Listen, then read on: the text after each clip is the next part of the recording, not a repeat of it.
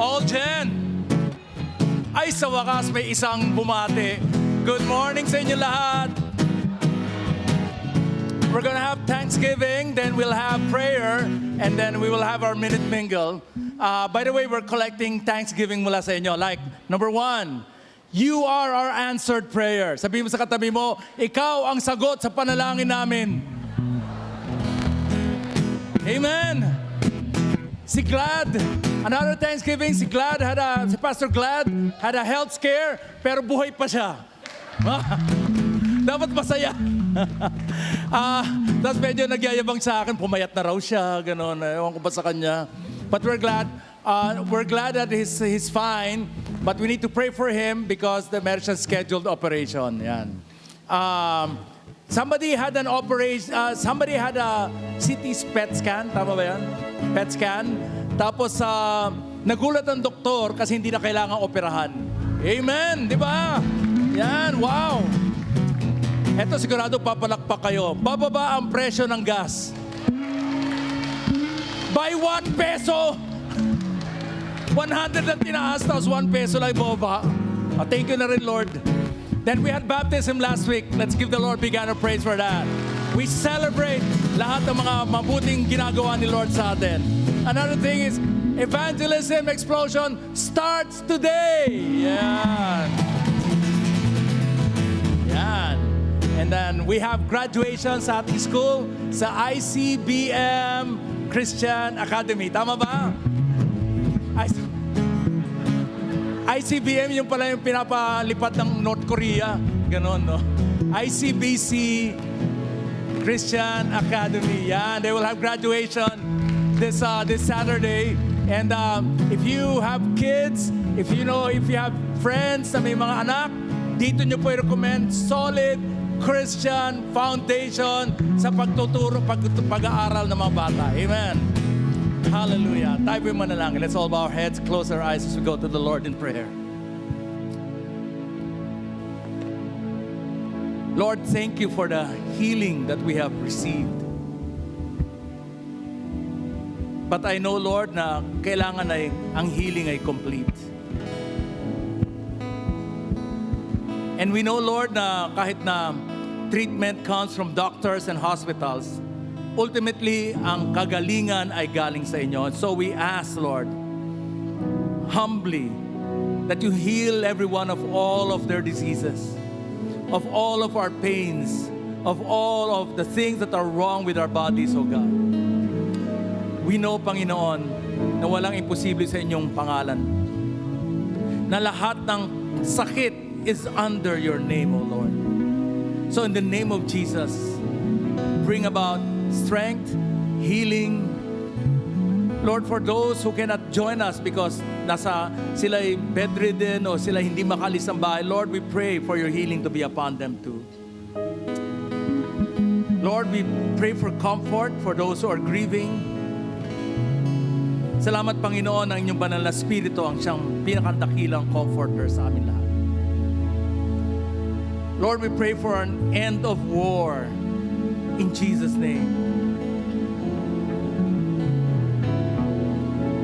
You know, Lord, how much this has affected us. And so, wala kaming pwedeng lapitan kundi kayo lamang. Divine intervention to end that war. Strength for everyone, Lord, during these difficult times. And yet, Lord, we are joyful because of this war, the harvest is now plentiful. Dahil ang daming natatakot, ang daming kinakabahan. And we know as a church, sa all generations, we have the answer. And the answer's name is Jesus Christ. And so we pray, O Lord, give us boldness, give us strength. Give us, Lord, your Holy Spirit to just lead us to the people who need to know you as their Lord and Savior. Salamat, Panginoon, for this church. Salamat, Panginoon. We lift up to you si Pastor Joma kasi he brings the word today. Salamat, Panginoon, sa inyong kabutihan. In Jesus' name we pray, and all of God's people will say, Amen and Amen. Yan. Hallelujah. Let's have a minute mingle, and then we have a special number from Meadow something. Yeah.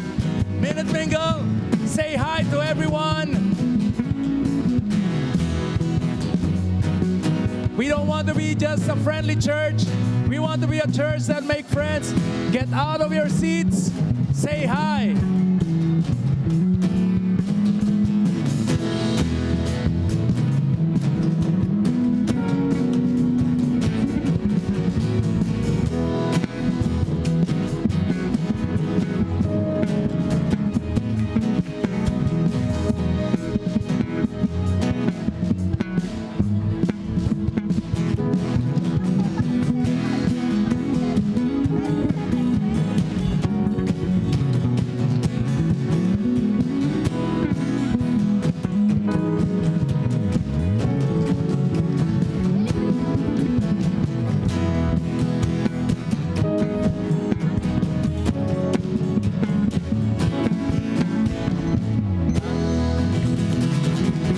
Okay, everyone be seated.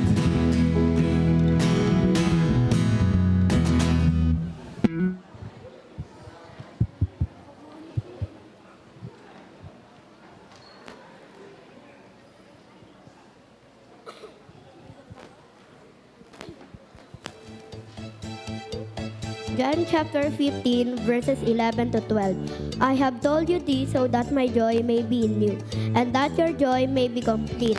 My command is this: love each other as I have loved you.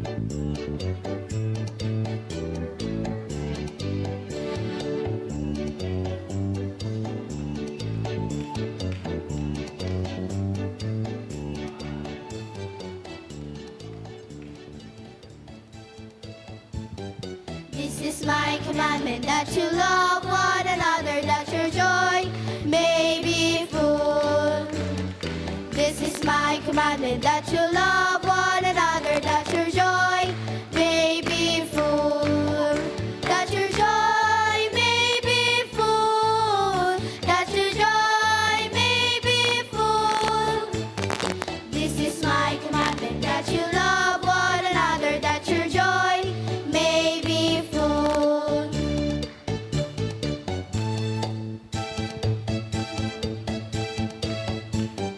This is my commandment, that you love one another, that your joy may be full.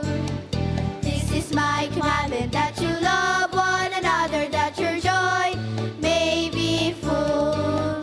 That your joy may be full. That your joy may be full.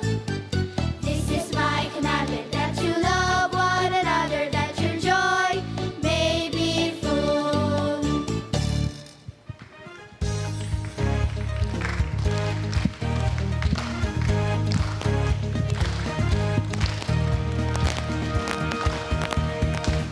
Sometimes the world makes you wanna cry, but Jesus is always by your side. To the darkness night, He will be your light. And because of His great love, I got a joy in my lips, gonna shout, shout, shout. Joy in my hands, gotta lay it out. Joy in my feet, gotta jump around. That's the joy of knowing Jesus. I got joy. Sometimes the world makes you wanna cry, but Jesus is always by your side. To the darkness night, He will be your light. And because of His great love, I got a joy on my lips, gonna shout, shout, shout. Joy in my hands, gotta lay it out. Joy in my feet, gotta jump around. That's the joy of knowing Jesus. I got joy. And I'm so happy, so very happy. I got the love of Jesus in my heart. And I'm so happy.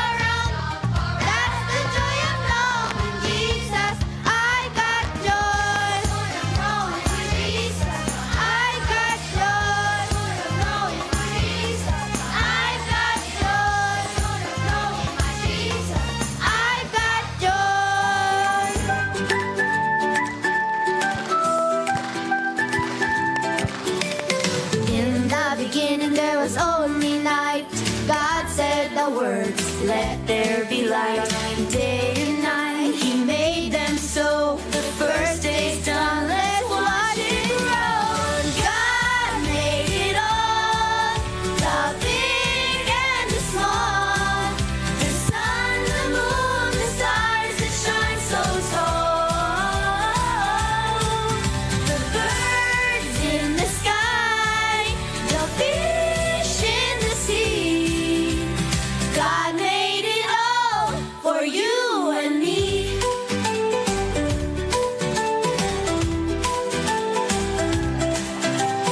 On day two, the skies were blue. He separated waters, his plan was true. Day three came and the land appeared with flowers and trees. His love was clear. God made it all, the big and the small. The sun, the moon, the stars that shine so tall. The birds in the sky, the fish in the sea. God made it all for you and me.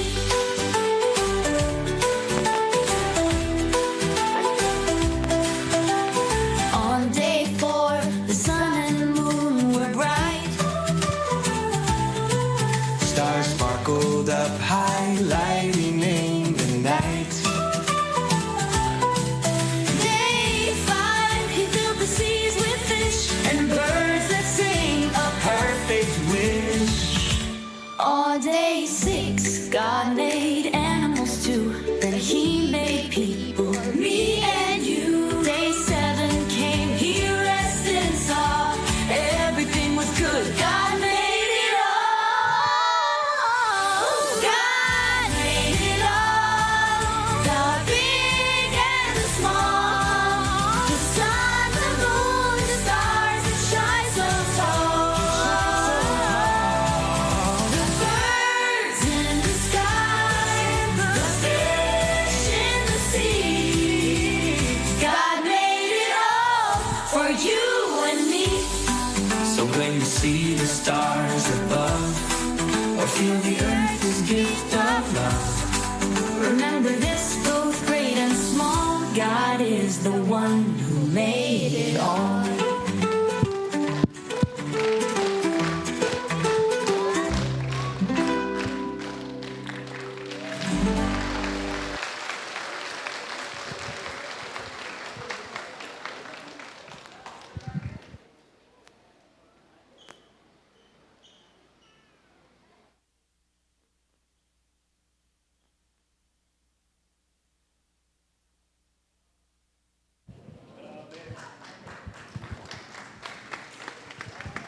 Maraming salamat sa Panginoon.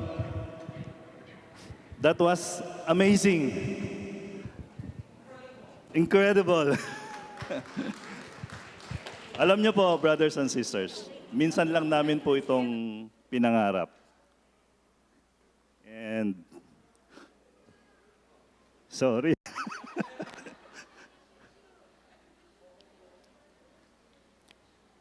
Sabi ni Bidge, 3 minutes lang ako.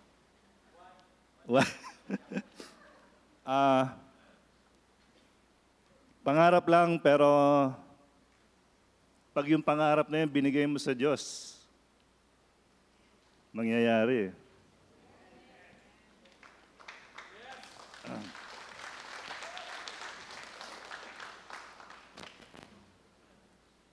Tara na. Salamat po sa pagpapahiram ng Jam Ministry ng mga teachers. Thank you. Salamat po sa mga magulang din ng mga batang to na pinagkatiwala po sa atin. Sa mga volunteers po ng evangelism team, thank you so much.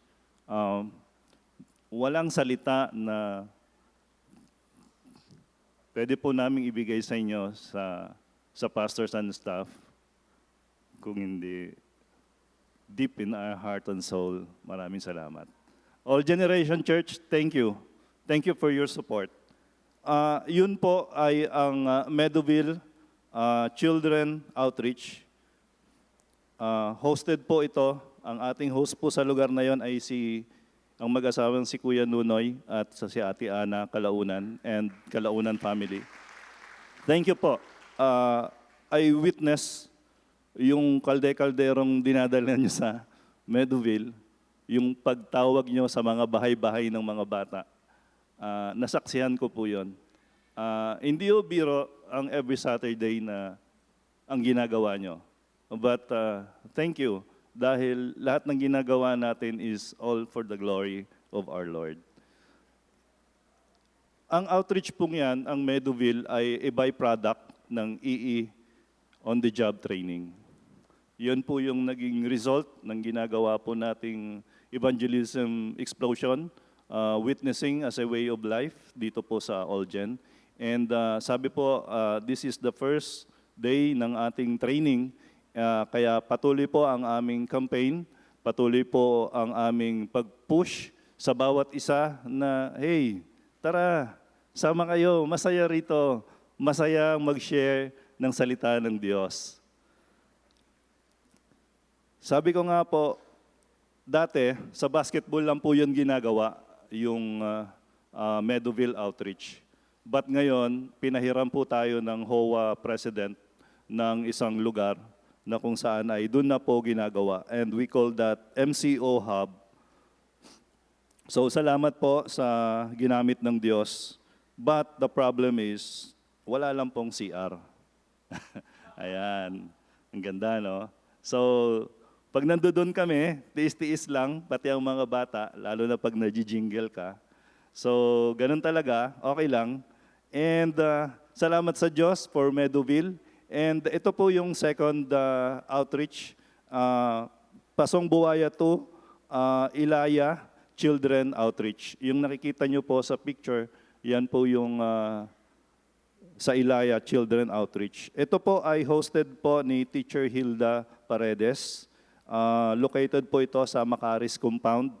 Ayan, nag-start po ito last month, but previously pa ay ito ay nagsimula na rin, but hindi po siya tuloy-tuloy. So patuloy lang itong pinagpe-pray ng life group, ang Women of Faith life group, kasama po sila rito. And siyempre, ang team patuloy pong ipinag-pray ito for 1 year. And ngayon ay nagsimula na rin po. And ganun ka-gracious si Lord sa bawat isa sa atin sa Olgen. We invite everyone to be part of this program. And we need volunteers, especially teachers. Kailangan din po natin ng drivers na maghahatid and assistants. Or willing to be trained, okay lang din naman. Kung willing to be trained, kasama ka sa hinahanap namin. And secondly, any monetary donations for tables and chairs, teaching supplies, snacks, samahan nyo na rin po ng panggas kung pwede. Will be a big boost to the evangelism team. And lastly, yun inyo pong panalangin. Support us in prayer. And by the way, nagsimula na rin po pala ang adult Bible study nung last January pa sa Meadowville. So yung mga parents po ay patuloy naming inaabot. So napakabuti ng Diyos. Parang, sabi ko parang imposible to. Pero sige lang, tuloy lang at nangyayari nga. So every Sunday afternoon, ang schedule po niyan, 4 to 6 p.m. Tara, samahan niyo po kami. Maganda rin po yung makilala nyo, yung makamingle nyo, yung ating Meadowville. And for some of the donation, you can contact me or Vij or any from the Evangelism Corps. To the teachers and volunteers, I salute your passion. Thank you. Samahan niyo po kami. Together, we can make a difference. And thank you once again. And akin lamang pong i-introduce ang ating speaker for this morning. Siyempre, gusto ko talaga ibigay rin sa inyo yung naming mga pastor, yung the best of the best, di ba? Kaya po when I met this Pastor Joel Makatangay sa EE training last February, sabi ko, ito yung swak sa pwede nating ma-invite for our EE inauguration. And si Pastor Joel ay married na. So sa mga magtatangka pa, sorry na po. Married to Mrs. Tess Makatangay. Meron po silang 3 anak, si Ezekiel LJ, Elijah L. Mark, and Lawrence Joel. So siya po ay director ng CBAP South Luzon area. And ang kanya pong church ay nasa Lucena, Sariaya Conservative Baptist Church Life Connect. Siya po ang senior pastor sa Sariaya. So may I welcome Pastor Joel. Salamat, Pastor. So big. Salamat po. Alam niyo po, si Aling Nena ay kinausap ang kanyang isang anak. Sabi niya, Ana, tawagin mo ngayong kuya. Ang pangalan po ay Victor. Kakausapin ko kayo.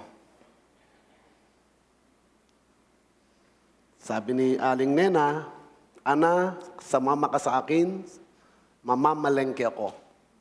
Victor, dito ka sa bahay, ikaw ang maglilinis ng buong bahay. Umalis si Aling Nena, kasama si Ana. Paglipas ng 1 oras, si Victor pagod na pagod. Halos lahat ng pawis bumaksak dahil sa kanyang paguran. At ang ginawa ni Victor, bago dumating yung 1 oras, pag-alis ng nanay niya, sabi niya, at least wala ng nanay ko, kumuha siya ng palakol. Palakol, axe. Sabi niya, ito siguro gagamitin ko. Ayaw kong maglinis ng bahay. Gusto ko magsibak ng kahaw. Alam mo yung sibak? Sa Cavite ba, sibak ang tawag dyan? Magtitilad ng kahoy. So ginawa niya, ayaw niya maglinis eh. Ang assignment ng nanay, maglinis. Ayaw niya yan. Di niya yan gusto. Gusto niya magtilad ng kahoy. Tinilad niya yung mga kahoy, lahat. At halos natilad niya lahat. Pati haligi ng bahay nila, tinilad niya lahat. Dumating si Aling Nena, sabi ni Victor, pagod na pagod po ako, Mama. Anong ginawa mo? Di po ako naglinis ng bahay. Ayaw ko po yan. Pero pagod na pagod po ako. Wala na nga po akong lakas. Nagtilad ako ng kahoy. Halos lahat ng bahay natin, tinilad ko na. Pagod na pagod ako. Pakainin mo naman ako. Naggalit po si Aling Nena. Anong saysay ng pagod mo? Hindi yan ang inuutos ko. Ang inuutos ko sa iyo, maglinis ng bahay. Naalala ko ang sinabi ni Jesus sa kanyang mga alagad. Humayo at gawing alagad ang lahat ng tao. Pero maraming mga churches, iba ginagawa. Yung gusto nila, yung medyo gusto lang nila. Ang utos ay maglinis ng bahay, ang ginawa, nagsibak o nagtilad ng kahoy. At magandang i-reflect natin yan, saan nauubos yung lakas ko? Ano ang ginagawa ko?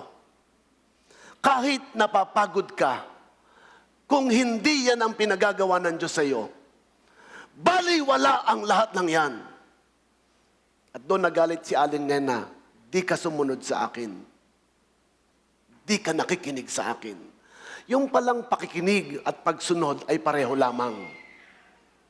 If you obey, you need to listen. Kapag maling pakikinig, mali ding pagsunod. Kapag hindi tayo sumusunod, may maling nangyayari sa utos ng Panginoon. At magandang ating i-reflect ngayong umaga, Lord, anong utos mo sa church at anong utos mo sa akin? Gagawa ba kami ng gusto namin o susunod kami sa nais mo? Tayo po'y manalangin muna sa ating Panginoon. Lord, as we discuss and learn the Romans chapter 10, allow us, Lord, na Ikaw magturo sa amin, Banal na Espiritu. Samahan niyo po kami. Ikaw ang aming nais parangalan. Ikaw ang nais naming itaas. Pinupuri ka namin sa oras na ito, sa pangalan ng Panginoong Jesus. Amen. A church ablaze in evangelism. May question akong isa. Kausapin mo nga yung kalapit mo, dalawahan o tatluhan. Tatlo-tatlo. Mayroong isang tanong. Sige nga, sagutin nga natin ang number 1 question. 1 minute lang. Ready, go. Sige, pwedeng magchismisan. Pag-usapan nyo to. Yan. Yan. Okay.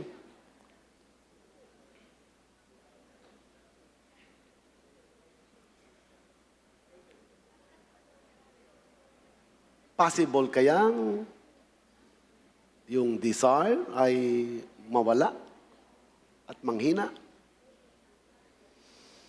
Okay? Kausapin mo yung kalapit po ninyo. Sige po, magchismisan kayong dalawa. Tapos, pag-usapan niyo ang buhay ng may buhay, ready, go. 1 minute lang. Ready? Sige, chismis, usap. Sige, yung mga nasa likod, lalo na sa likod, usap. Okay? May pangalawa po akong question. Okay na po yung number 1? Ito naman pangalawang question natin. So magandang ating tingnan ang pangalawa. Sabi nung pangalawa, what should you and the church do to revive their zeal for evangelism? Ano kayang pwedeng gawin ko at ng aming church para muling sumigla at buhayin ang gawain ng evangelismo? Mag-usap nga kayong dalawa. Ready, go. Sige, usap ulit. Usap. Wow, ganda yan. Pwede palang magchismisan dito, Yan. Ano kayang gagawin ko? Wala na naman. Uuwi lang ako. Sisimba lang. Ano kayang gagawin ko? Yan. Ang tawag namin dyan, quick small group. Kahit 2 minutes. Pwede pala mag-small group ng 2 minutes. Amen. Sabihin mo sa kalapit mo, tama na. Tama na. O bawal na ho mag-usap. Sabihin mo nga, tama na. Kasi bago ako mag-speak, Pastor Kirby, naalala ko lagi pag pumapasok ng pastor, saka naman nagkikwentuhan kapag magsisimula na mag-preach. Kaya ginagawa ko, pinagkikwentuhan ko muna, then ako naman pagkatapos nyo. Okay, ano? So magandang ating pag-uusapan ngayon, Church Ablaze in Evangelism. Salamat sa 4 na verses. Although yan ay buong Romans 10, kasama din ang 8 and 9, chapter 9 ng Romans. Pero magandang ating tingnan ang sinabi ni Pablo sa 4 na mga talatang ito. Sabi rito, bago natin basahin yon, rejoicing in heaven, there stated that there is joy in the presence of the angels and God over one sinner who repents. Ang pinakamasarap palang worship service, kapag kasabay mo yung mga anghel, nagpupuri sa langit. Amen. At tumatalon talaga. Why? Merong isang nakakilala sa Panginoon. Kaya masaya ang worship nyo kanina. Ang daming na born again. Salamat sa evangelism team. Kasi lalo na siguro kung yung kalapit mo nag-share ng gospel. Amen. Sabi mo, hindi ka pa gumagalaw niyan. Hindi pa ako nagjo-join niyan. Siguro kung magjo-join ako, dadami lalo ang magpupuri sa Panginoon. Sabi diyan, this indicate that the angel closely follow the salvation of individuals and celebrate when a lost soul turns back to God. Nagpupuri talaga sila pag merong isang nakakilala sa Panginoon. Kung 20, kung next Sunday, 100. Hello? Hello, parang ayaw niyong maniwala sa akin, Impossible yan, Pastor. 100 ba? Di yan totoo. Pero who knows kung yung kalapit mo ay hahakbang. Lalabas mamaya as applied obedience niya sa ating pag-uusapan. So magandang ating direction yan. Sabi rito, a blaze means a light, a flame on fire. Ang ibig sabihin niyan, parang something raging fire, yung ating inawit kanina, parang wow, timing yung song na yun nagliliyab o naglalagablab. Ganda ng Tagalog, naglalagablab. At yung paglalagablab na yan ay ating magandang tingnan na sana nga yung aking passion na to share the gospel ay naglalagablab. Sabi dito sa Romans 10, yung background natin, mga kapatid, ang pinakananais ng puso ko ay idalangin ko sa Diyos ay ang maligtas ang Israel. Ngayon po'y may gera. Yung pangarap ni Pablo sa Israel, marami pa rin Israel ang dapat makakilala hanggang ngayon. Amen. Parang yung prayer request ni Pablo, prayer request pa rin hanggang ngayon. Amen. Ang dami nga hindi naniniwala kay Christ. So sa amin, meron kaming sinasuggest na yung evangelism, bago gawin, maging friendly muna tayo lahat. Kasi pagka ang tools ng kaaway para hindi ka makapaniwalaan, pagpangit ang iyong testimony. Sino makikinig sa iyo kung nangutang ka na hindi ka nagbayad? Share mo yung kapitbahay mo. Hindi maniniwala yan. Amen. Dapat maging aayos muna ang ating patotoo. Maging friendly tayo sa lahat ng tao. Amen. Hanggang sa malayo. From spiritual infancy to spiritual maturity. So yung evangelism, nadyan. Pero napakahalagang maka-diretso tayo. Hindi pwedeng mag-stay lang sa evangelism. Mahalagang evangelism, pero hindi pwedeng mag-stay lang dyan. Dapat tuloy-tuloy. So ngayon natin titingnan ngayon sa ating pag-uusapan, saan ba yan? Yan. Yan, ablaze. Yan pong apoy na yan, kahit po 2 minutes hindi titigil. Antayin natin ng 1 minute. Di po yan hihinto. 2 minutes, kahit po 5 minuto, di yan titigil. Yung ablaze, pero totoo nga kaya ang apoy ay hindi titigil? Kung tanggalan ko kaya ng isang kahoy? Kung alisin ko kaya ng 2 kahoy?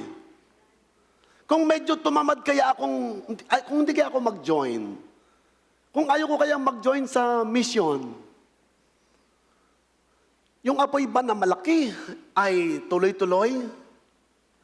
So ang tanong natin, how a church ablaze for evangelism? Paano yan? Nangyari na yan sa church na to. 1995, nung ako po ay narito, 1996, nung akong youth pastor, nakita ko kung paano nag-ablaze ang evangelism sa church na to. Palakpakan natin ang Panginoon. So gusto kong pasalamatan. Dito po ako nag-aral ng EE. Dito po ako naihiyan. Nag-aral ng EE. Dito po ako. Kasi nung wala pa akong EE, ang alam ko lang at saka UU. Wala pa akong EE. So kaya medyo okay din yon. Kaya lang parang medyo, ako lang may alam. Hindi ko alam paano ituro yung alam ko.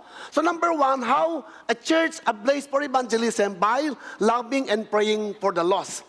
So kailangan talagang yung sinabi ni Pablo, mahalin at ipanalangin ang mga nawawala. So ang daming nawawala sa ating kapaligiran. In fact, may mga nagwawala pa nga. Kasama na rin niyang mamahalin. Amen.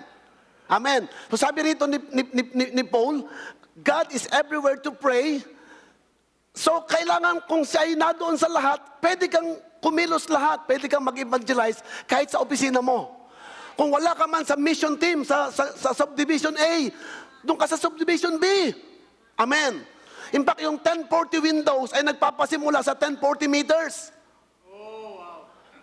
Marami nag-pray na, Lord, gusto kong pumunta ng China, ng Vietnam. Nalimutan ipag-pray yung kapitbahay. The first mission field ay hindi yung 1040 windows, yung 1040 steps.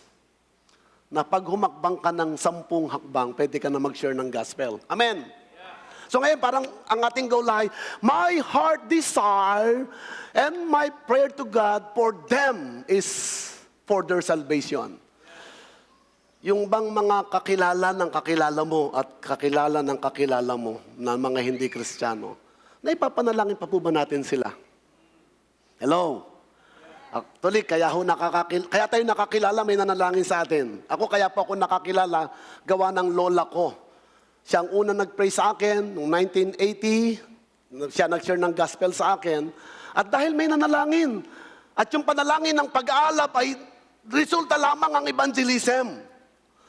Ang evangelism ay resulta lamang ng panalangin nag-aalab. At dito ko nakita ko po, umaga, tanghali, gabi, ang evangelism ay lumalago dahil ang prayer ng church na ito ay umaalab. mula umaga hanggang gabi. Nung ako po'y nakatira diyan sa taas, at ako'y pinapakain ng mga kababaihan natin dito, kasama ko si Pastor Jan. Sabi ko, Lord, grabe ang prayer life ng church. Sabi ni Paul, sabi diyan yung Romans 9:32, Paul does not rejoice that they have stumbled or stumbling stone. Kasi sabi dito ng 9:32, why not? Because they pursued it not by faith, but as if they were works, they stumbled over the stumbling stone, I mean. So paano sila, meron silang maling ginagawa. Doon sa negative na nakikita ni Paul, ang ginawa niya, positive, pinag-pray niya. Lord, kapitbahay ko, walang hiya. Yung kapitbahay ko, walang hiya. Don't worry, ipag-pray mo siya.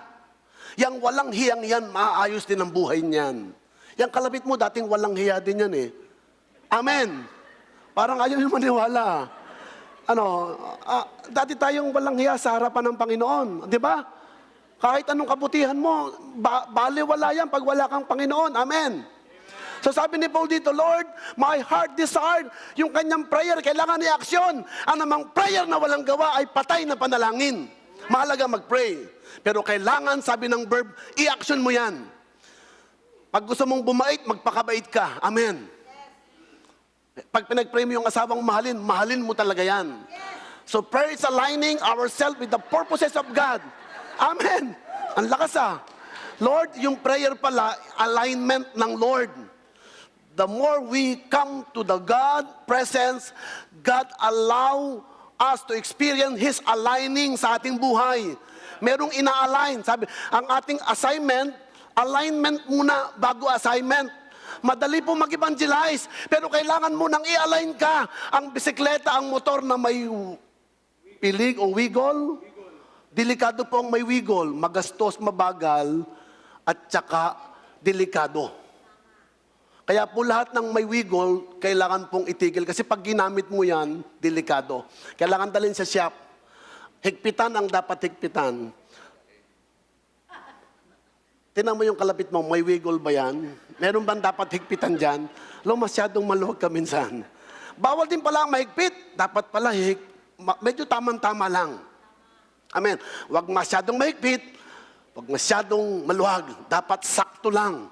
Kaya yung mga mekaniko, maganda talaga ang kanilang pulso para maghigpit. So, ina-align. Yung ating prayer ay gagamitin ng Lord para ma-align ka. Ano ba talaga priority mo? Ano ba talaga ang reason bakit ka pinagpapala ng Lord? Lord, i-align mo ako. Alignment first before assignment. Yes. At nakikita ko, Lord, tulungan mo akong i-align. Sabi ko, Lord, ano ba ang gagawin ko talaga? Habang ako'y nananalangin noon hanggang ngayon, sabi ko, Lord, iayos mo ako.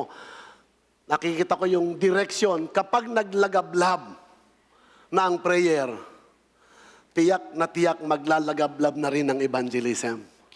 Palakpakan natin ang Panginoon. Lord, sa buhay ko, dapat bumabad ako sa iyo. Sa bahay o saan ka man naroon, pwedeng kausapin ng Panginoon. Kung hirap kang pumunta rito, mag-pray ka sa bahay mo. Anywhere na doon ang Panginoon, dapat mag-alab yun. Dapat doon ka muna mag-ablaze. So marami pong church, pinalakas ang evangelism na iwan ng prayer. Hindi rin po nagtagal. Ako po bilang director ng church planting sa Sibap, inikot ko ang buong Pilipinas. From Region 1 hanggang 13. From Hulusulo hanggang Batanes, nakita ko ang mga simbahan na pagbaksak ang prayer, walang mangyayari talaga. Walang mangyayari. Kasi hindi inuuna ang Panginoon. Sabi niya, paghiwalay ka sa Panginoon, wala kang magagawa. Sabi ng John 15:5. If you apart from me, you can do nothing. Wala kang magagawa pag hiwalay. Pag ang prayer po ay itinaas, kasunod lamang ang evangelism. Huwag niyong ibababa ang prayer habang buhay. Sa church po namin, nangyari yan. Pero paglipas ng panahon, bumaba yung prayer, natira evangelism, eventually namatay na rin ang evangelism. So pag ibinababa ang prayer, eventually bababa din ang evangelism. At kapag ito yung nangyari, ang unang gagawin natin para mag-ablaze, itaas natin muli ang evangelism. Sa pamamagitan na wag iwan ang prayer life. Kaya dapat ang unang umaattend sa prayer meeting, yung mga evangelist. Di ba sa Matthew 9, tinawag niya ang mga alagad niya, Sabi niyan, hari kayo, ang daming mga dapat abutin. Ang mga people harassed, helpless, afflicted. Yung mga nag-pray silang humayo sa chapter 10 ng Matthew 9. Di ba sa Matthew 9, 35 to 38, the harvest is plentiful. Ang dami-dami nga harvest. Pero yung mga nalangin, sila humayo. Dapat ganito picture. Ang una kong gagawin bilang member ng church, palakasin ang prayer life ko. Ako muna, sabi mo sa kalapit mo, manalangin ka. Araw-araw. Minuto, anumang araw, in everything you do it for the glory of God. Hindi lang yung prayer ministry dito, kasi ang prayer ay hindi program. Ito'y lifestyle. Ang evangelism, hindi rin program. Ito'y lifestyle. Amen. Hindi ito pang committee lamang ang evangelism, may pang committee. No, pang ating lahat. Hindi ito pang ministry lang. Ako naman ay member, ako naman ay bago. There is power in persistent prayer. Kaya kapag ito'y nangyari sa iyo at sa kalapit mo, then eventually, resulta na lamang ang paglago ng evangelism. Ang sarap pakiramdaman, the reason why ang evangelism ay lumalago, dahil sa power ng Panginoon na binibigay sa atin. Amen? Okay, pangalawa, malapit na ako magtapos. Sabi ko kaya Tibets, mga 15 minutes lang ang aking preaching and 3 hours kasi malayo po yung Quezon eh. Pastor, tama Pastor? Parang ay, pwede. So, hindi lamang mahalin at ipanalangin ng mga nawawala. Lord, sana araw-araw magkakaroon ng opportunity manalangin. By sealing and seeking the truth. So, apart from that, kailangan ding, huwag natin pabayaan ang katotohanan. Kasi ang masigasig at hanapin ng katotohanan, sa context na to, yung kanilang sigasig sa negative ginawa. Sa context na to, ang kasigasigan nila, iba, sana'y tama ang paggawa. Mismo si Pablo, ang kasigasigan bago siya magkakilala, ang kanyang sigasig, ipatay ang mga Kristiyano. Di ba yun ang kanyang zeal bago siya makakilala? Hanggang sa Acts chapter 9, lahat sa Acts 8, sina Esteban, sina Philip, binabato. Ang kanyang sigasig sa negative. Pero nung nakakilala siya, yung kanyang fire, yung kanyang sigasig, iba na, sa Lord niya na ginagawa. So yung sigla mo, kung anong galing-galing mo ngayon sa iyong negosyo, ibigay mo yung sigla yan para sa Panginoon. Kasi mababaliwala ang sigla at galing na yan kung hindi nagbibigay kalawalatian sa Panginoon. Sabi dito, sapagkat saksi ako na sila'y masigasig na maging kalugod-lugod sa Diyos, hindi nga lamang batay sa tamang kalaman. Yung sigasig okay sana, kung tama ay kung mali. Sigasig siyang magsibak ng kahoy o magtilad, hindi dapat dyan eh. Dapat ang sigasig maglinis ng bahay. Kaya nagalit si Aling Nena. Di ba? Kahit anong sigla mong magsibak o magtilad ng kahoy, hindi dapat dyan ang sigasig. Ang sigasig dapat ay sa assignment. Yung zeal na ibig sabihin, yung eagerness natin, yung ating burning anger, gawin natin para sa Panginoon. In everything you do it for the glory of God. Pastor ka man o hindi pastor, nasa church ka man o hindi there, lahat ng ating ginagawi tungkol sa kapurihan ng Panginoon. Amen. Amen. Amen, di ba? So yan ang ating sigasig. Diyan natin ibigay yung ating sigla sa Panginoon. So seal, but not according to knowledge. Sabi diyan, Saul of Tarsus was a notorious persecutor. Di ba notorious siya? Siya nagper-persecute. Yan ang kanyang sigla noon. Pinapapatay niya. Pero sabi ko kanina, si Pablo nung nakakilala sa Panginoon, sa Acts, nung nawala ang kanyang paningin, pagbigay ng kanyang, may pangitay na binigay ang Lord sa kanya, na bago. Si Aling Maria noon, masigasig na chismosa. Tingnan mo yung kalapit mo, tingnan mo nga. Pero yung kanyang sigasig na pagiging chismosa, medyo nabago na siya. Nung na-born again si Aling Maria, siya ay naging isang ebanghilista na. Sa salita pa ng salita siya, pero iba na. Si Kristo na ang kanyang sinishare. Alam niyo po yung mga chismosa, pag na-born again, ang siglang mag-share ng gospel. Pastor, ang requirement, chismosa. Sino pong magmamahal sa mga chismosa? Yung dating chismosa. Unawaan mo sila. Kasi hindi pa sila nakakilala sa Lord. So, puntahan mo yung mga dati mong kachismosahan. Hello, balikan mo sila. Pero i-share mo si Christ sa kanila. Pag na-born again yan, mababago ang buhay niyan. Yung sigasig niya, grabe. At hindi lamang yan, si Mamang Mario, si Mamang Mario, dati siyang sabungero. Sino ba mga sabungero dito? Pero yung pagiging sabungero, na iba na, naging siyang misyonero na. So yung dating sipag niyang magbitaw, sigat siya ng Kristo, merong Kristo sa sabungan eh. Iba na yung Christ na sinisigaw niya. Missionary na. Yang kalapit mo, meron din yung history at saka testimony. Dating walang buhay na walang hanggan. Dating magiinom, maglalasing, pero binago ni Kristo. Tayong lahat ay merong nakaraan. Tapos na yan, may pinagagawa ang Lord sa atin. Imagine, pagsabay-sabayin mo yung chismosa at sabungero sa worship service, Amen! Eh, sanay sumigaw, ano? Siguro ang sarap ng worship service ang kakanta mga chismosa at mga sabongero. Siguro kahit mga 24 hours worship, kaya nilang. So sabi diyan, hindi nga lang batay sa kaalaman. So dapat nating tingnan, ang ginagawa ay dapat nakabatay sa tamang kaalaman. Kaya tayong ating saligan ng pananampalataya, ang salita ng Diyos. Di pwedeng maligaw. Marami na pong mga simbahan naligaw na sa evangelism, iba na ipinipreach. Dapat guided ng tamang doktrina, tamang panuntunan, ng bylaws, ng guidelines, ang lahat ng ating ginagawa. Kasi pwedeng maligaw, lalo na ang katagumpayan. So ang guide natin ng ating practice and belief, yung salita ng Panginoon. Lagi itong hindi pwede. Kaya pagkatapos ng EE, may next subject pa, mag-aral ka ng hermeneutics. Amen. Mag-aral ka ng mga ibang theology, hindi pwedeng puro evangelism lang. Hello?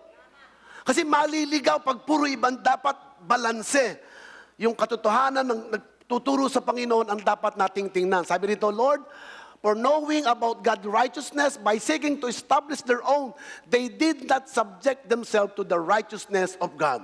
Wow, matatapos na ako. Parang 3 minutes yata ang aking kaunti pa, no? So dalawa ito, dito po ako magbibigay ng halaga sa pangatlo. Ni lamang by loving and praying the laws. Di lamang sealing and seeking the truth.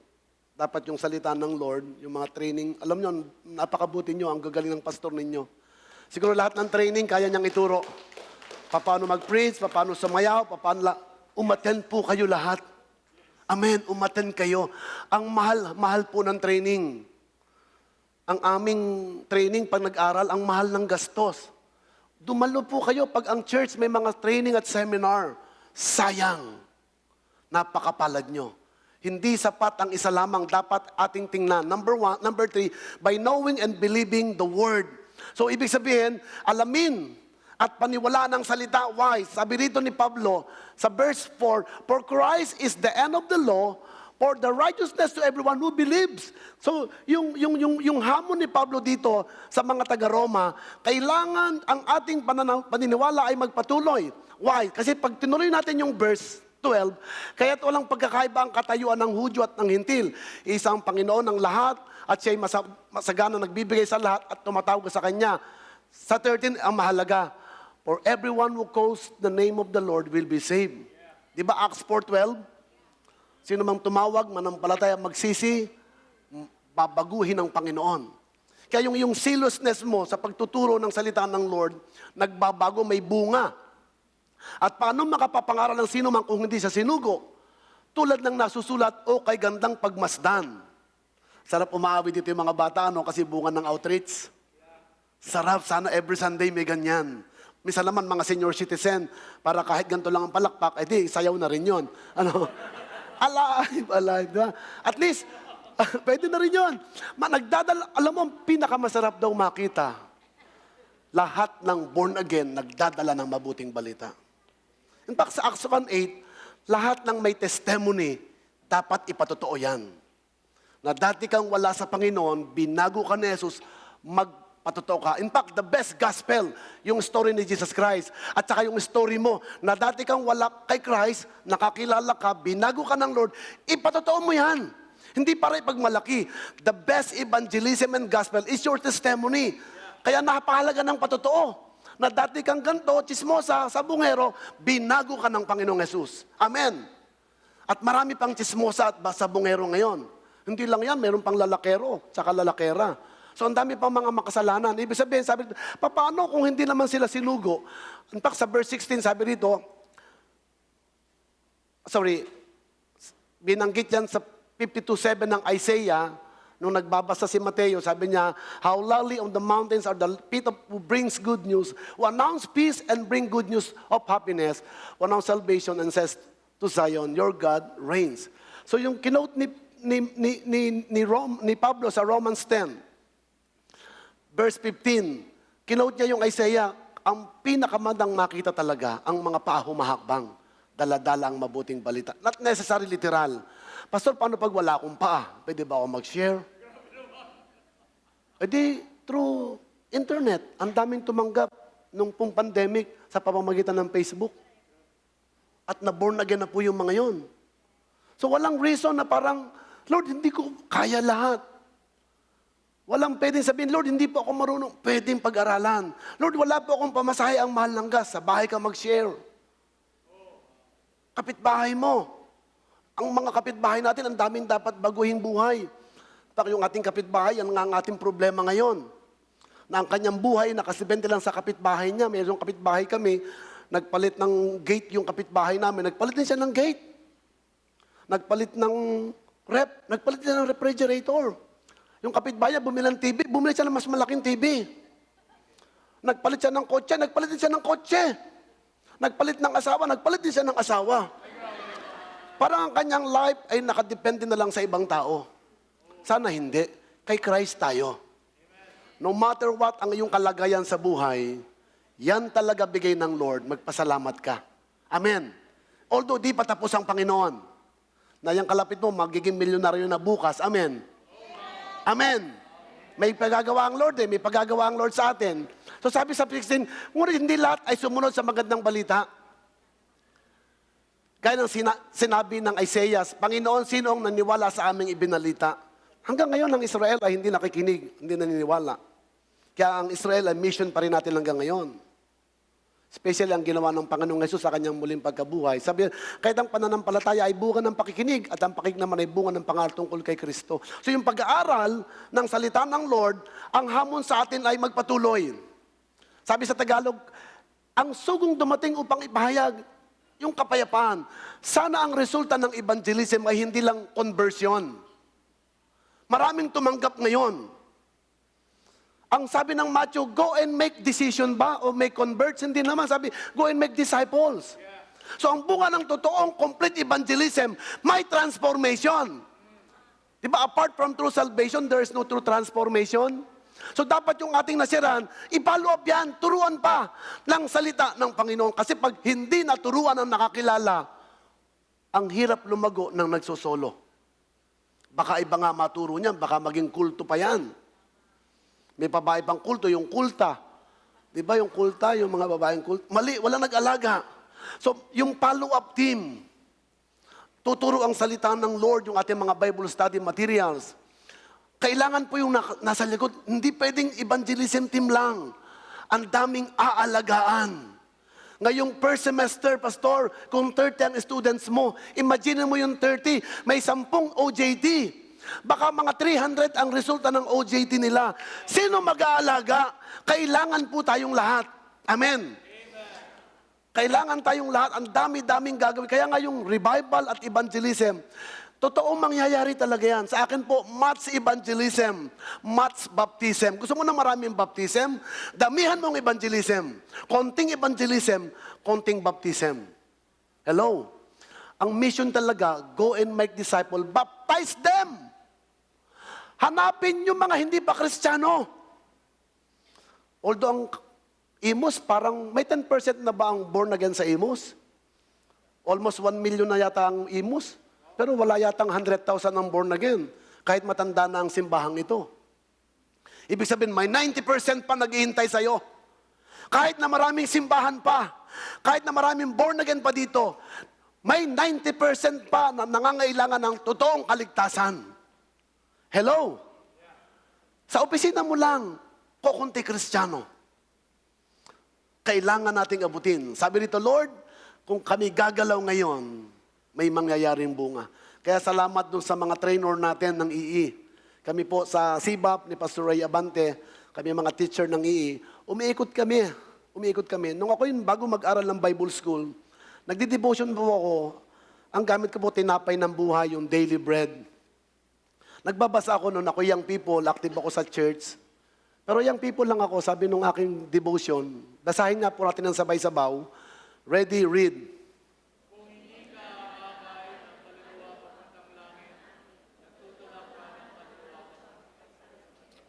Sakit naman nun. Umiiyak ako nun. Song leader ako nun eh. Ano ngayon kung song leader ka, hindi ka naman nag-share ng gospel? Ano kung board ka kung hindi ka naman nag-share ng gospel? Ano kung officer ka kung hindi ka naman nag-share ng gospel? Parang ako ganyan, umiiyak ako. Kung hindi ako nag-aakay ng kaluluwa, papuntang langit, indirectly, pinababayaan ko yung kapitbahay ko, pumunta sa impyerno. Hello? Tingnan mo yung paligid mo. Ang dami pang hindi Kristiyano. Sino mag-share ng gospel dyan? Kami pa ba ang pupunta dyan? Ang mahal ng pamasahe at gas ngayon? Hello? Hello, di ba? Dapat ikaw na. Kaya lang hindi ka nga train, hindi ka si nanay. Kaya si tatay ka lang ngayon. Hindi ka pa kasi si nanay. Kaya hindi mamumunga si tatay kasi namumunga si nanay. Nanay ang nanganganak, kaya ang mother church nanganganak ng daughter church. Wala siyang son church. So dapat si nanay ka, amen. Sabi mo sa kalapit, dapat sanayin ka. Umattend ka ng training. Hello? Kahit marami ka ng alam, ang problema ng maraming alam, nagpapatamad yan. Sa dami mo ng alam, alam mo, pag-graduate ka ng maraming alam mo ito, may masteral ka, doctorate. Sa dami ng alam mo, ang laki ng ulo mo. Hindi ka na makalabas sa pinto, sikip, kasi laki ng ulo mo. Hindi ka makaka-OJT. Kailangan singaw yan. Hello? Kailangan akong humakbang. Sino magsishare sa mga professional? Sino magsishare sa mga executive? Kailangan din na ng gospel. Sino magsishare sa mga marginalized people? Kailangan din na lahat ng tao mahal ng Diyos. Kung sino ka, malamang na lamang, yan ang pinagagawa ng Lord sa iyo. Doktor ka, ang daming doktor na nangangailangan ng salita ng Lord. Businessman ka, ikaw makakaabot kasi alam mo ang kanilang love language. Alam mo kung sila nag-mall, sila kumakain, puntahan mo sila doon. Kung kay tambay, okay lang yan. Okay din, born again na naman yung tambay. Mas magaganda nga ang damit nila, tsaka sapatos. Sira mo sila ng gospel. Kung saan ka naroon, kung sino ka, balikan mo sila. Ang una kong gagawin, ipapanalangin ko, si Aida, si Lorna at si Pe. Kailangan magsimula ako manalangin, Lord. Hindi ko nahahantayin pumunta pa si Pastor Victor dito para mag-share ang mahal ng pamasahe. Ihingi na naman sa budget sa evangelism. Ako na magisimula. Ang una kong gagawin, manalangin. At sa darating na Sunday, o this Sunday, a-attend ako ng training. Pastor, 30, sisit-in ako, gusto kong matutong mag-share ng gospel. Kahit hindi ako makagraduate. Although mahal ang graduation, maganda ang graduation. Pero ang maganda, yung kapitbahay ko, masirang ko. Paano pag namatayan? Nung ako po'y narito, tumitira kami ni Pastor Jan, sa may Mambog. Isa natutulog kami dyan. Every Friday, galing ako sa Bible School. Pagkatapos namin ng mga meeting, lalo na pag Saturday, pupunta kami sa Mambog, tutulog kami ni Pastor Jan, minsan dito.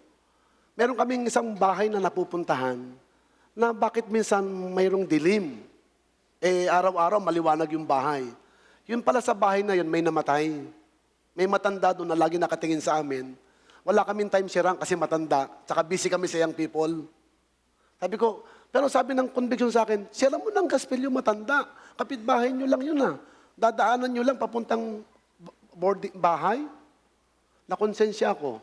Alam mo, namatay yung matanda, hindi ko na share ng gospel. Iyak ako ng iyak sa Panginoon. Nagsisi ako ng kasalanan. Ako yung kinakausap ng Lord na mag-share. Busy kasi ako sa young people. Di ko na sharean. Since that, hanggang ngayon, Basta may opportunity ako, share ko ng gospel. Pananagutan ko yun sa Panginoon. Pag yung kapitbahay at kakilala ka, opisina, best friend mo, lalo na ang best friend mo. Paano mo tinawag na best friend, di mo siya sinira ng best news? Ang best friend, kailangan ng best news. At ang best news, yung gospel ni Jesus Christ. Kung best friend mo siya, huwag kang matakot. Bahaginan mo siya ng mabuting balita. Huwag kang mag-alala. Si Lord ang magsasalita. Kaya maganda may aral ng training ng II. Unit 1, Unit 2, hanggang Unit 10. Noon nga, Unit 16 pa kami no? Kuya Ding, Pastor Ding, Unit 16 noon kami. Ang haba noon, matagal.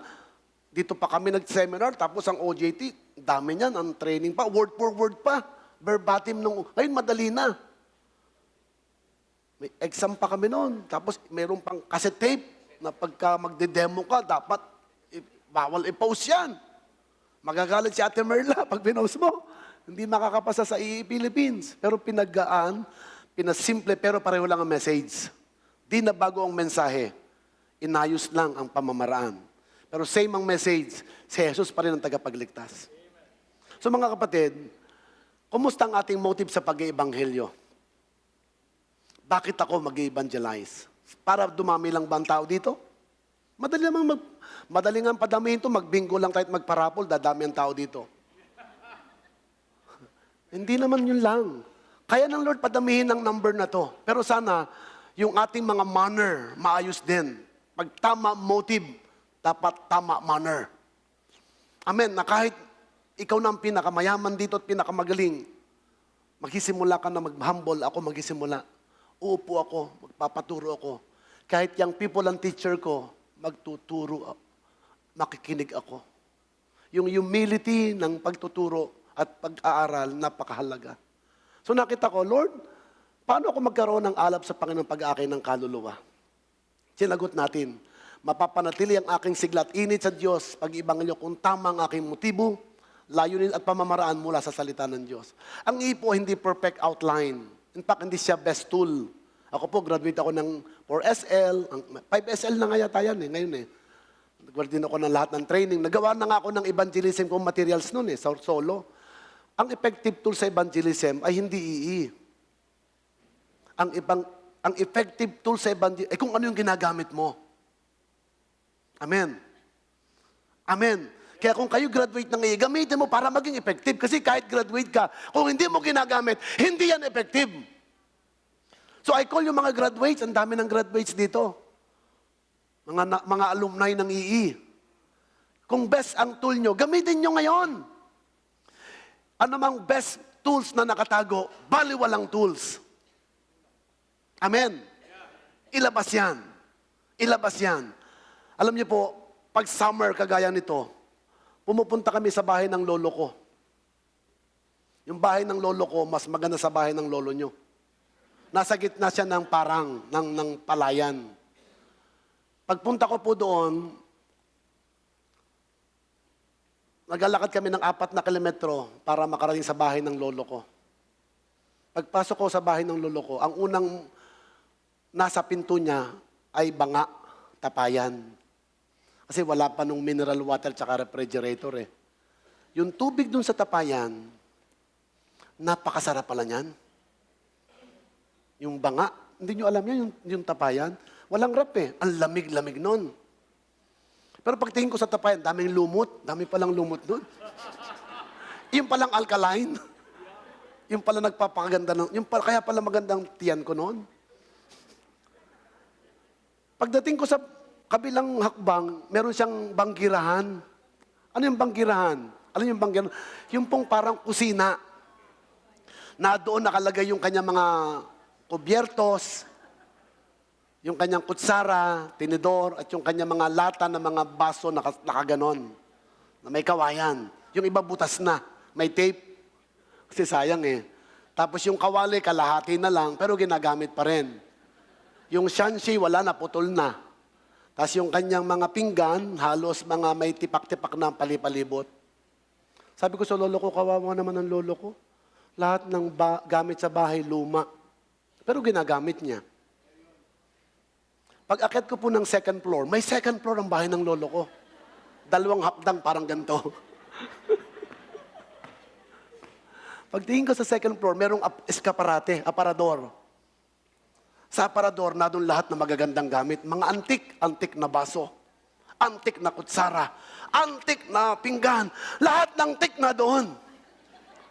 Sabi ko, Lolo, bakit na dito yung magaganda sa aparador? At ang ginagamit doon ay mga luma. Apo, pang piyesta lang yan. Apo, pang Pasko lang yan. Pang mga special event lang yan. Nung nagpapastor na ako, naalala ko ang bahay ng lolo ko. Parang ding simbahan. Maraming miyembro, punit-punit na, gula-gulanit na, pero sila ginagamit ng Panginoon. Matatanda na sila pang nagpapagamit sa Panginoon.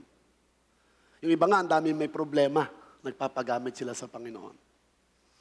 Yung iba, ang tingin mo parang lumang-luma na, pero nagpapagamit sa Panginoon. At sa loob ng eskaparate, ang daming miyembro, ang gagaling, nakatago lang sa aparador. Ginagamit lang pag anniversary may choir. Binubuksan lang yan pag may special event. Hindi kaya pwedeng magkaroon tayo ng spiritual gesture? Nabuksan ang aparador ng Old Gen Church. Lahat ng mga nakatagong miyembro na napakagagaling ay hindi lang gagamitin pag anniversary. Ay hindi lang gagamitin pag December. Ito'y gagamitin ng 52 weeks every year. 365 every day sa isang taon. Amen. Bubuksan natin yan. At anuman ang gift meron ka, gamitin mo yan. Marahil ikaw ang magdadrive, ikaw ang driver ng team, marahil ikaw ang magluluto, marahil ikaw ang maghahanap ng contact, iba-iba. Pero yan ay kasama sa buong team. Hello? Iba-iba naman ang kaloob eh. Hindi lahat mangangaral. Kasi sino magdadrive? Sino magluluto ng masarap na inihaw na apoy? Manghirap naman yan. Tsaka nilagang tubig. Sino magluluto? Wala. Dapat may nagluluto. Sino magpapakain? Magbibil? Lahat ng gift pwedeng gamitin ng Lord. Lord, tulungan niyo po kami na gawin yan sa buhay namin. Meron tayong simpleng applied obedience bago ako mag-close. Number 1, dapat may application. Una, mahalin mo at ipanalangin ang mga nawawala. Kung meron kang kamag-anak di Kristiyano, mahalin mo na lang siya. Kaopisina di Kristiyano, mahalin mo na lang. Ang pagmamahal ay bunga ng banal na spirito. In fact, regalo yan. The fruit of the Spirit is love. Ang love ay ina-apply sa mga hindi ka mahal-mahal. Ang pagtitiis ay ina-apply sa hindi ka tiis-tiis. Ang paggalang ay ina-apply sa hindi ka galang-galang. Kaya nga, fruit of the Holy Spirit yan. Bigay yan sa'yo. Kasi hindi mo kaya. Amen. Lord, mamahalin ko po sila. Kahit hindi sila kamahal-mahal. Kahit yung kapitbahay ko, ang ingay-ingay ng video okay araw-araw, gabi-gabi. Mamahalin ko na. Sasabayan ko na pag kumanta siya ng Through the Years. Sabayan mo na lang, magagalit ka. Amen. Mahalin mo na lang yung di ka mahal-mahal. Dumako ka sa isang buwan mo lang ngayon sa ating prayer meeting.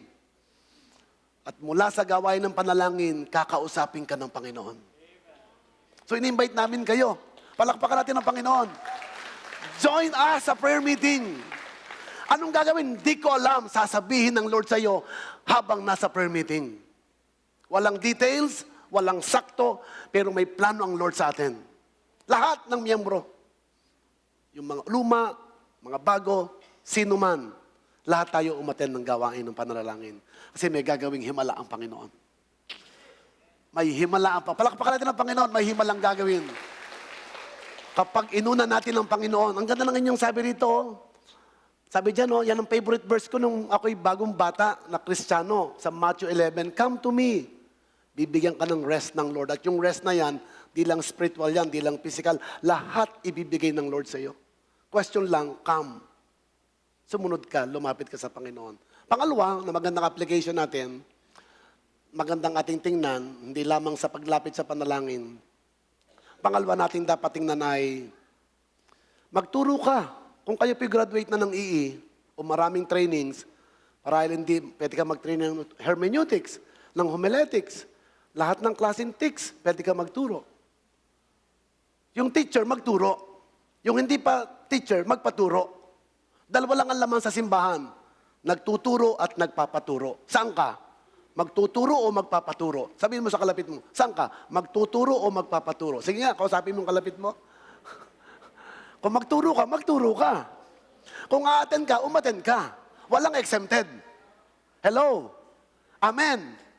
Walang exempted. Yung marunong na, magturo na. Yung hindi pa marunong, magpaturo pa. Kasi may gagawin din ng Panginoon para may application. Amen. Yung lahat ng acquired skills mo, ituro mo yan. Lahat ng how-tos. Alam mo pala, ituro mo.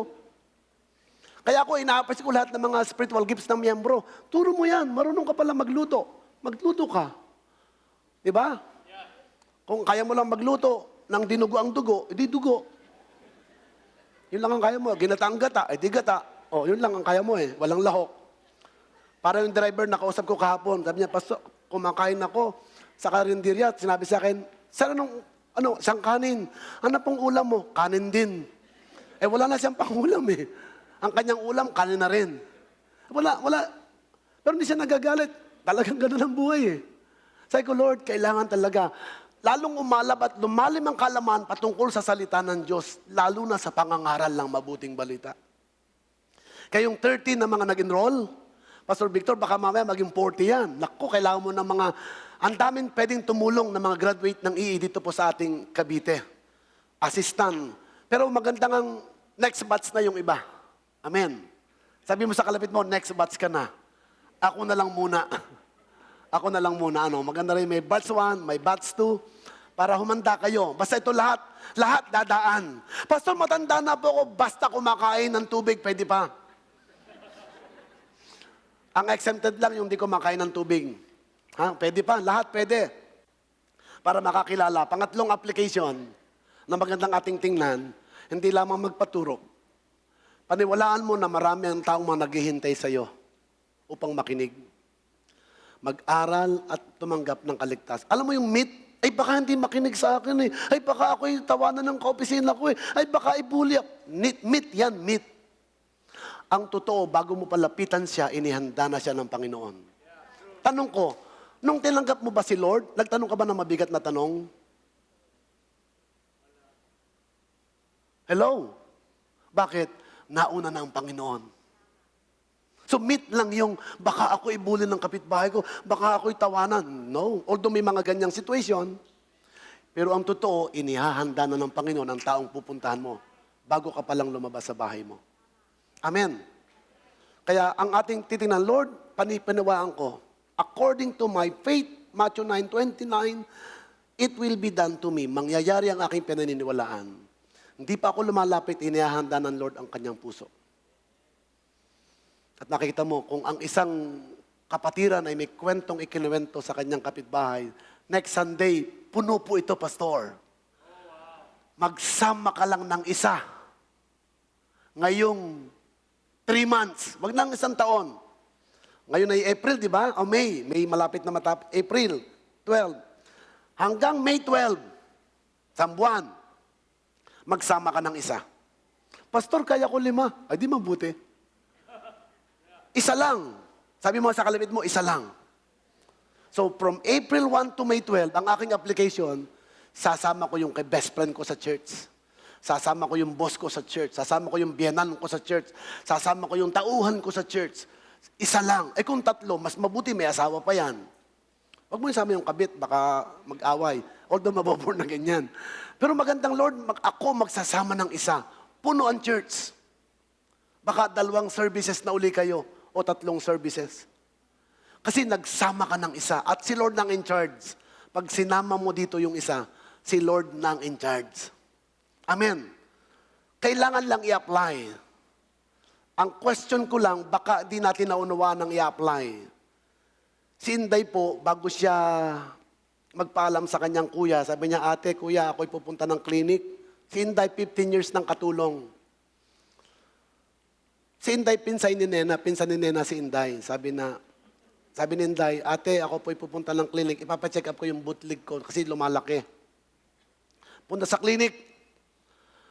Pagdating sa clinic, kinausap, anong gagawin? Gusto ko pong patanggal yung bootleg kasi lumalaki na. Mall. So, tinurukan. Paglipas ng 2 oras, nagulat si Inday. Naputol yung 2 legs niya. Bakit niyo pinutol ang legs ko? Sabi mo, bootleg. Ay, mali po. Bootleg. Ay, Bisaya si Inday. Bootleg. Alam mo, mabuti panaginip lang, hindi totoo. Hindi totoo yun ha, panaginip.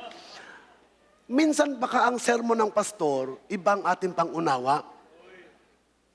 Ang galing-galing ng pastor natin, ng mga pastor dito, hindi lang ina-apply ng tama.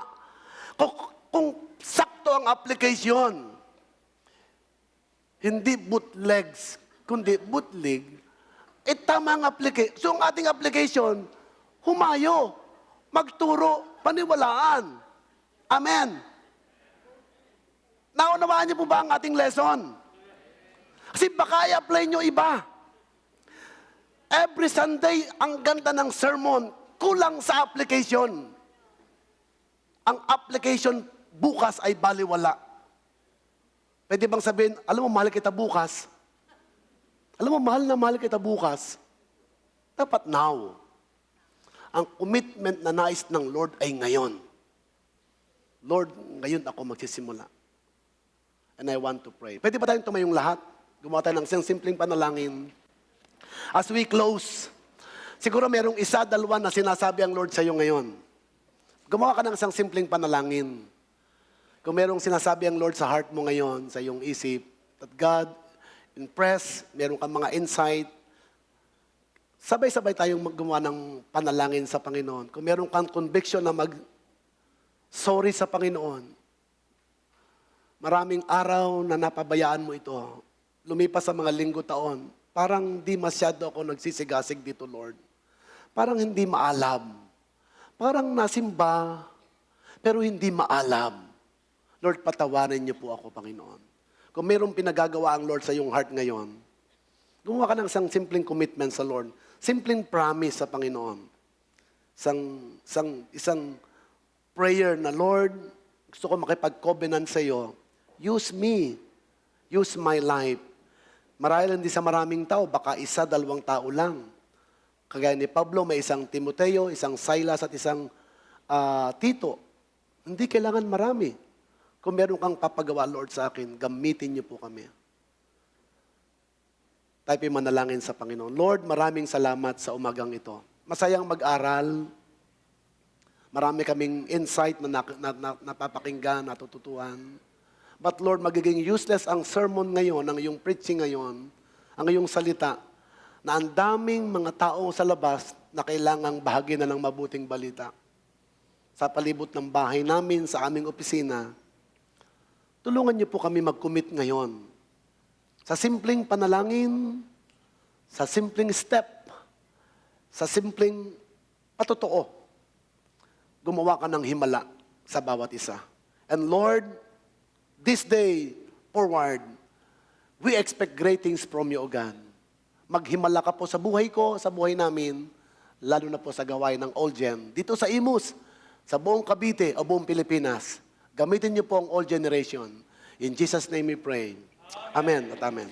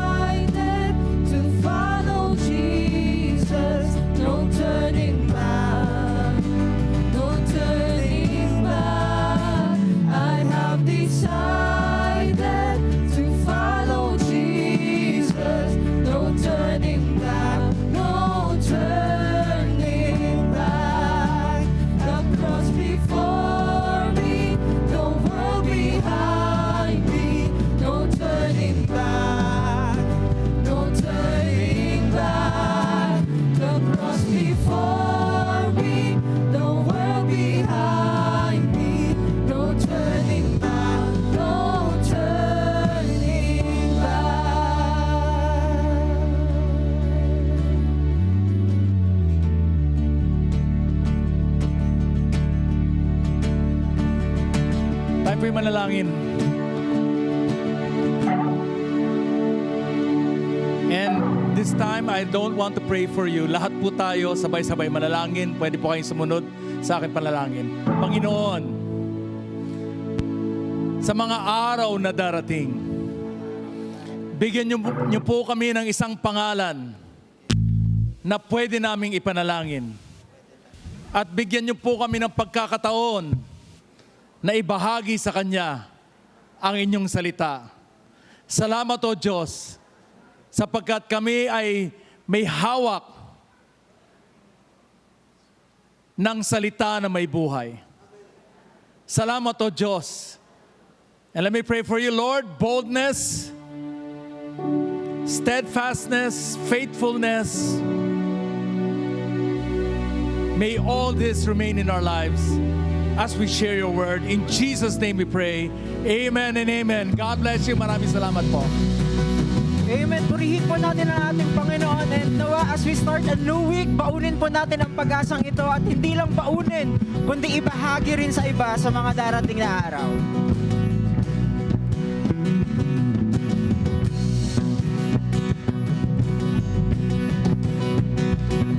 I'll raise a hallelujah in the presence of my enemies. I'll raise a hallelujah louder than the unbelief. Come on, let's sing. I'll raise a hallelujah.